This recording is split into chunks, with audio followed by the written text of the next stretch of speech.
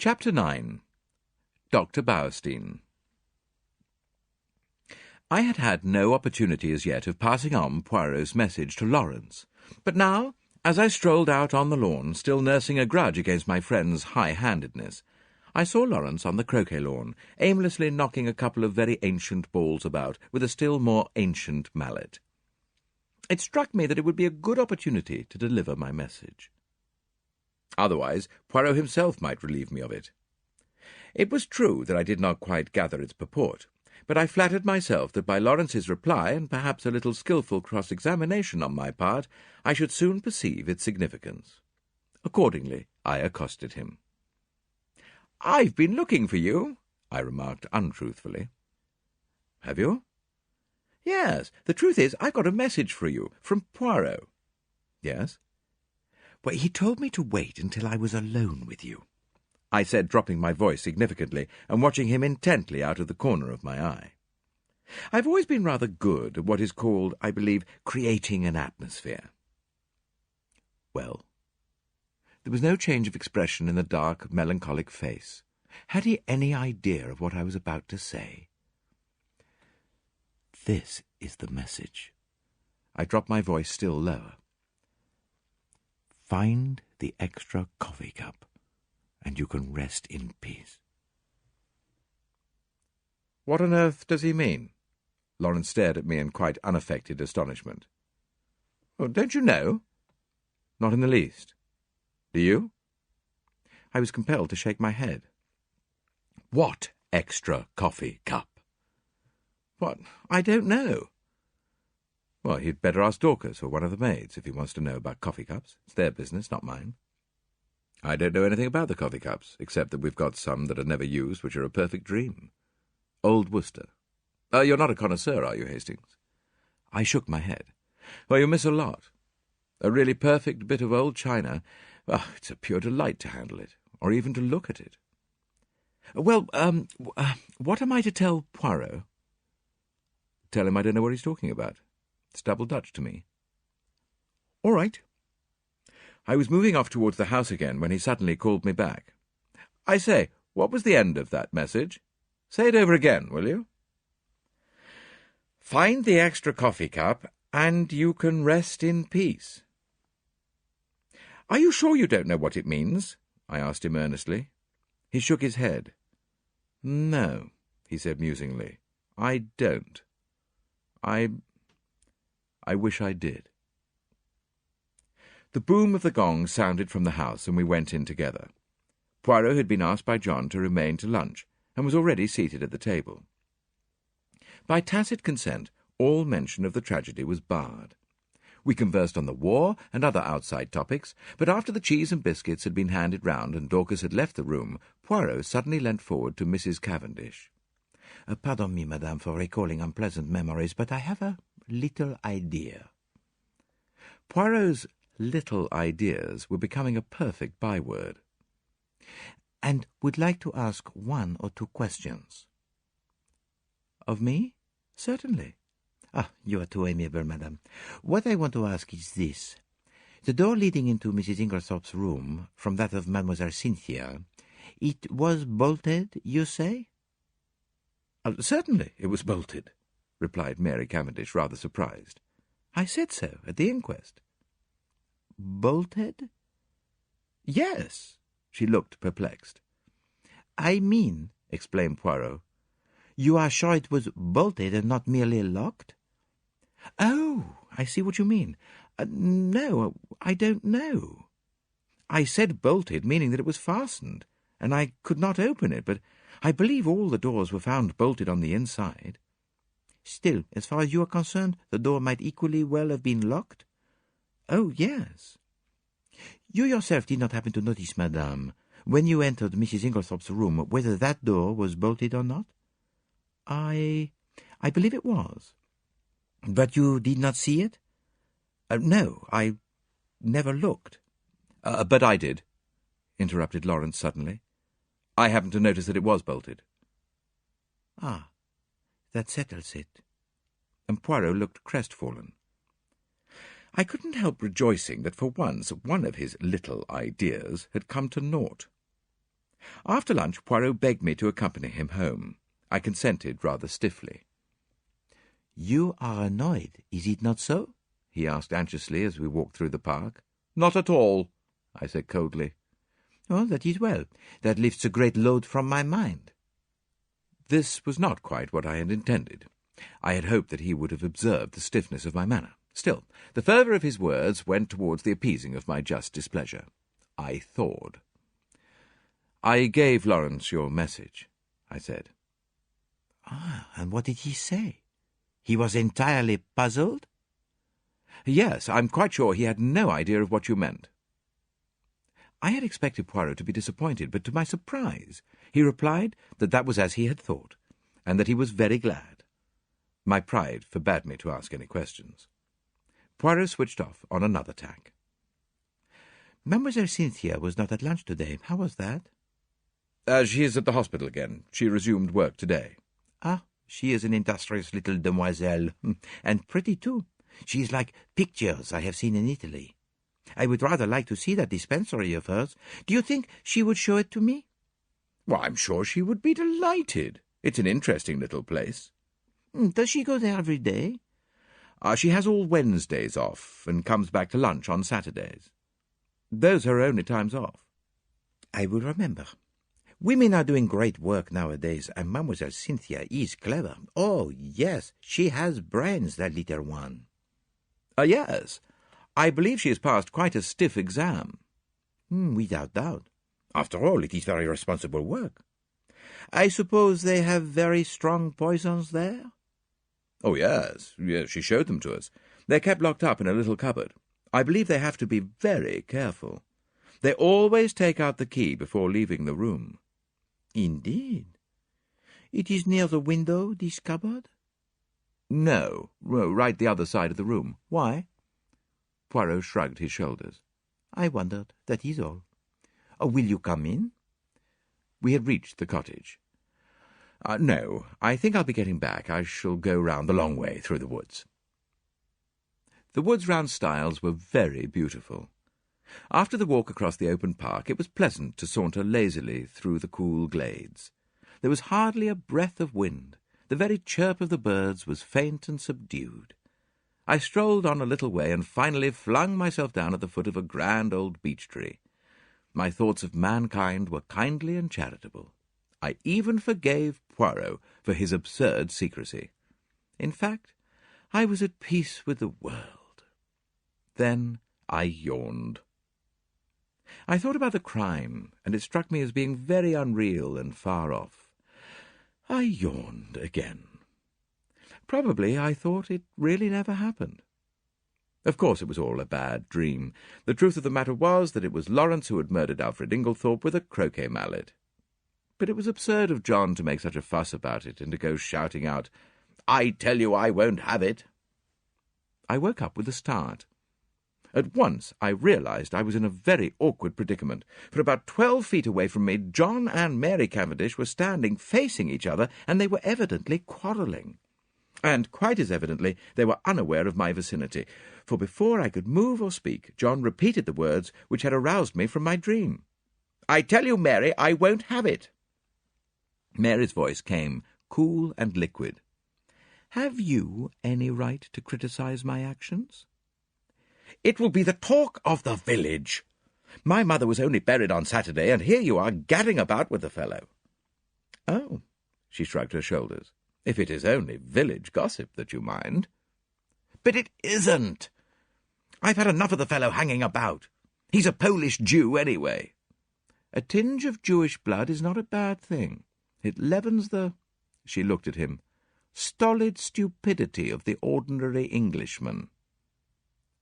Fire in her eyes, ice in her voice. I did not wonder that the blood rose to John's face in a crimson tide. "Mary!" "Well?" Her tone did not change. The pleading died out of his voice. "Am I to understand that you will continue to see BAUERSTEIN against my express wishes?" "If I choose." "You defy me?" "No, but I deny your right to criticize my actions. Have you no friends of whom I should disapprove?" John fell back a pace. The colour ebbed slowly from his face. "What do you mean?" he said, in an unsteady voice. "You see," said Mary quietly. "You do see, don't you, that you have no right to dictate to me as to the choice of my friends?" John glanced at her pleadingly, a stricken look in his face. "No right? Have I no right, Mary?" he said unsteadily. He stretched out his hands. "Mary?" For a moment I thought she wavered. A softer expression came over her face. Then suddenly she turned almost fiercely away. "None." She was walking away when John sprang after her and caught her by the arm. "Mary," his voice was very quiet now, "are you in love with this fellow BAUERSTEIN?" She hesitated, and suddenly there swept across her face a strange expression, old as the hills, yet with something eternally young about it. So might some Egyptian sphinx have smiled. She freed herself quietly from his arm and spoke over her shoulder. "Perhaps," she said, and then swiftly passed out of the little glade, leaving John standing there as though he had been turned to stone.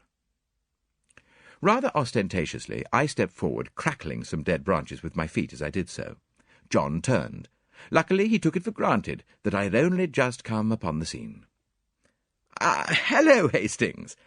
Have you seen the little fellow safely back to his cottage? Quaint little chap. Is he any good, though, really?" "Well, he was considered one of the finest detectives of his day." "Oh, well, I suppose there must be something in it, then. What a rotten world it is, though." "You find it so?" I asked. "Good Lord, yes. There's this terrible business to start with. Scotland Yard men in and out of the house like a jack-in-the-box. Never know where they won't turn up next. Screaming headlines in every paper in the country. Damn all journalists, I say. Do you know there was a whole crowd staring in at the lodge gates this morning? Sort of Madame Tussauds Chamber of Horrors business that can be seen for nothing. Pretty thick, isn't it?" "Oh, cheer up, John," I said soothingly. "It can't last forever." "Can't it, though? It can last long enough for us never to be able to hold up our heads again." No. You're getting morbid on the subject." "Well, enough to make a man morbid, to be stalked by beastly journalists and stared at by gaping, moon-faced idiots wherever he goes. But there's worse than that." "What?" John lowered his voice. "Have you ever thought, Hastings?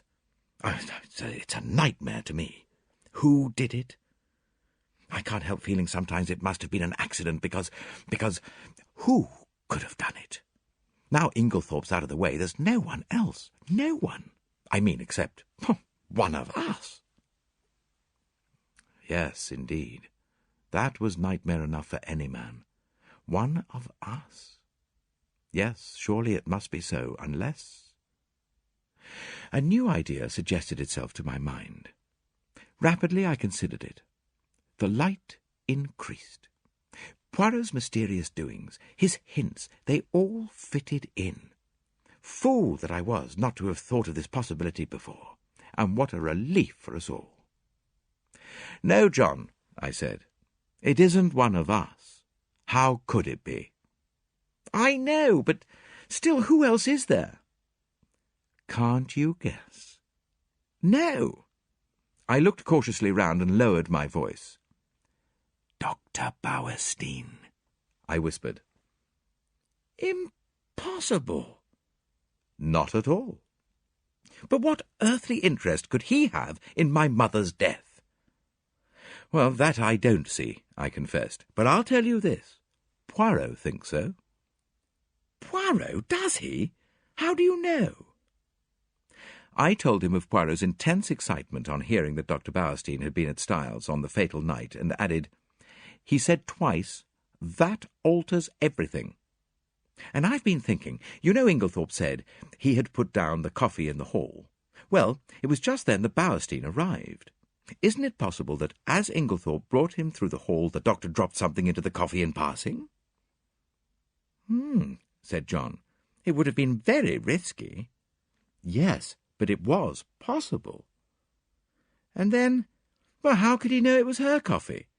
"No, old fellow, I don't think that will wash. But I had remembered something else. You're quite right. That wasn't how it was done. Listen. And then I told him of the cocoa sample which Poirot had taken to be analysed. John interrupted just as I had done. But look here, BAUERSTEIN had it analysed already. Yes, that's the point. I didn't see it either until now. Don't you understand? BAUERSTEIN had it analysed. That's just it.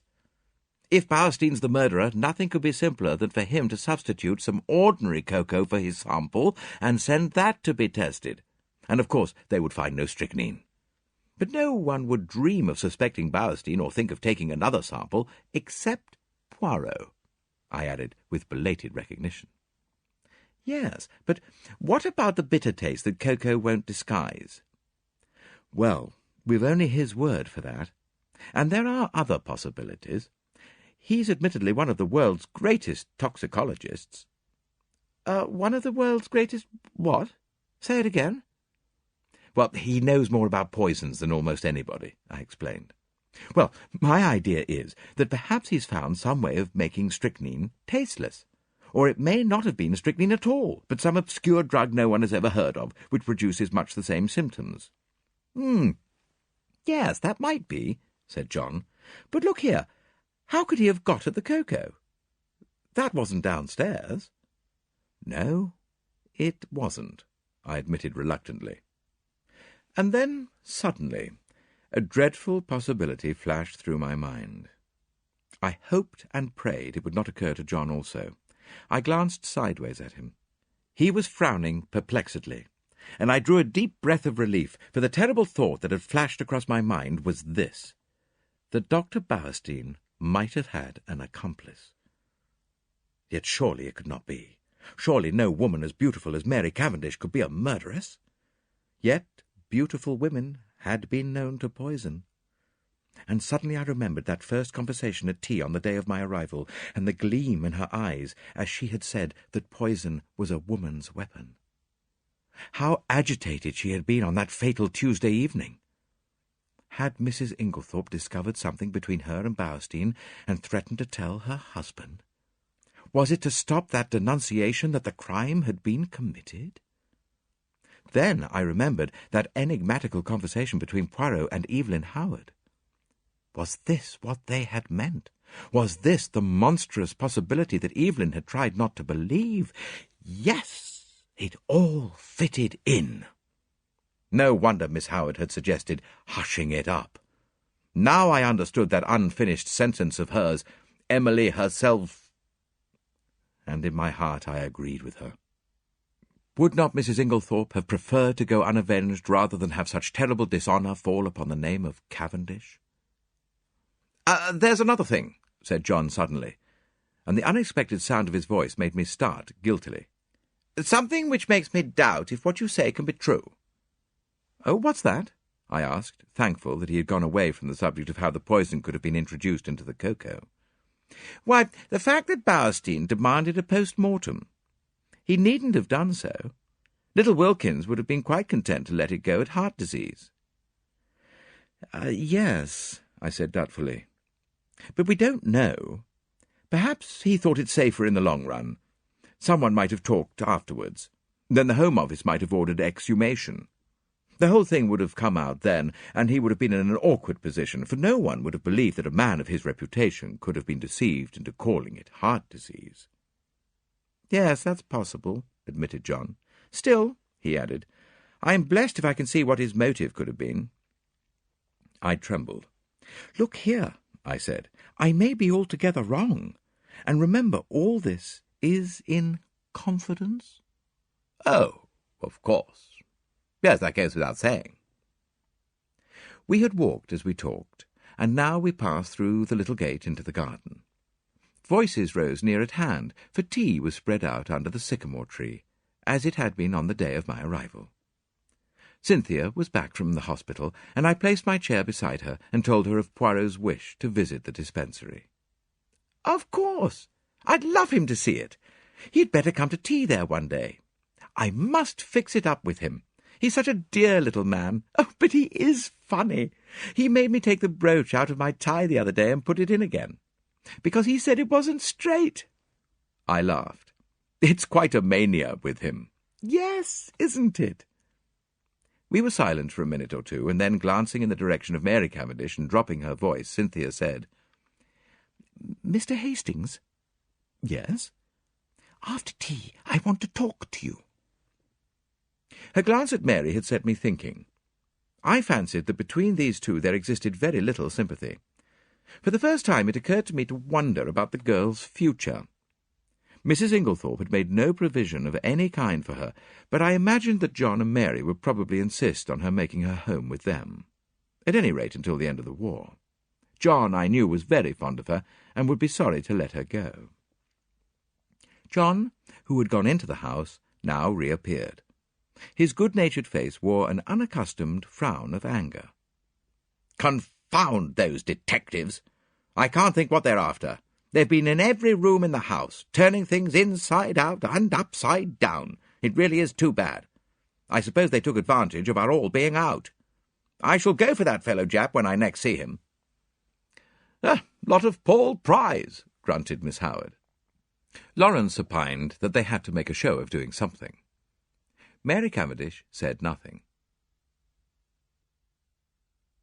After tea, I invited Cynthia to come for a walk, and we sauntered off into the woods together. "Well?" I inquired as soon as we were protected from prying eyes by the leafy screen. With a sigh, Cynthia flung herself down and tossed off her hat. The sunlight, piercing through the branches, turned the auburn of her hair to quivering gold. "Mr. Hastings, you're always so kind, and you know such a lot." It struck me at this moment that Cynthia was really a very charming girl, much more charming than Mary, who never said things of that kind. "Well?" I asked benignantly, as she hesitated. "I want to ask your advice. What shall I do?" "Do?" "Yes. You see, Aunt Emily's always told me I should be provided for. I suppose she forgot or didn't think she was likely to die. Anyway, I'm not provided for, and I don't know what to do. Do you think I ought to go away from here at once?" "Good heavens, no! They don't want to part with you, I'm sure." Cynthia hesitated a moment, plucking up the grass with her tiny hands. Then she said, "Mrs. Cavendish does. She hates me." "Hates you?" I cried, astonished. Cynthia nodded. "Yes, I don't know why, but she can't bear me. And he can't either." "Well, there I know you're wrong," I said warmly. "On the contrary, John is very fond of you." "Oh, yes, John. I meant Lawrence. Not, of course, that I care whether Lawrence hates me or not. Still, it's rather horrid when no one loves you, isn't it?" "Oh, but they do, Cynthia, dear," I said earnestly. "I'm sure you are mistaken. Look, there is John and Miss Howard." Cynthia nodded rather gloomily. "Yes, John likes me, I think, and of course Evie, for all her gruff ways, wouldn't be unkind to a fly, but Lawrence never speaks to me if he can help it, and Mary can hardly bring herself to be civil to me. She wants Evie to stay on, is begging her to, but she doesn't want me, and I don't know what to do." Suddenly the poor child burst out crying. I don't know what possessed me. Her beauty, perhaps, as she sat there with the sunlight glinting down on her head. Perhaps the sense of relief at encountering someone who so obviously could have no connection with the tragedy. Perhaps honest pity for her youth and loneliness. Anyway, I leant forward, and taking her little hand, I said awkwardly, "Marry me, Cynthia." Unwittingly, I had hit upon a sovereign remedy for her tears. She sat up at once, drew her hand away, and said with some asperity, "Don't be silly." I was a little annoyed. "I'm not being silly. I'm asking you to do me the honour of becoming my wife." To my intense surprise, Cynthia burst out laughing and called me a funny dear. "It's perfectly sweet of you," she said. "But you know you don't want to." "Well, yes, I do. I've got—" "Never mind what you've got. You don't really want to, and I don't either." "Oh, well, of course, that settles it," I said stiffly. "But I don't see anything to laugh at. There's nothing funny about a proposal." "No, indeed," said Cynthia. "Somebody might accept you next time.